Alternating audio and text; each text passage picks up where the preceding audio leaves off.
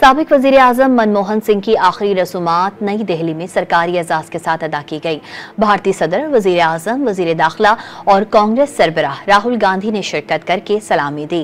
منموہن کی وفات پر چکوال میں ان کے آبائی گاؤں میں بھی سوگ کا سما ہے۔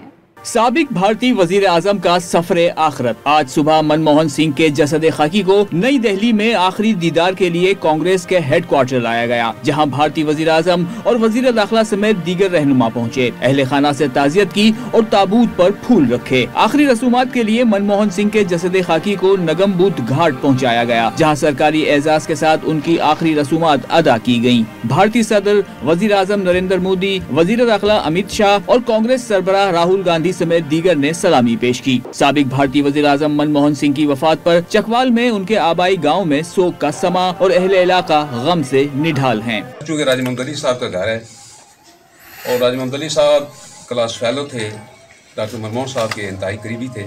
تمام لوگ غم زدہ ہیں، صبح سے راجہ صاحب کے گھر میں آ رہے ہیں اور اب تمام اکٹھے ہو کر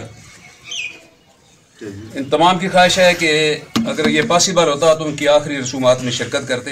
سابق بھارتی وزیر اعظم منموہن سنگھ 2 دن قبل دنیا فانی سے کوچ کر گئے تھے۔ وہ مسلسل 2 بار بھارت کے وزیر اعظم رہے۔ 2004 سے 2014 تک ملک کی باغ ڈور سنبھالی۔ قیام پاکستان کے بعد ان کا خاندان پاکستان سے بھارت منتقل ہو گیا تھا۔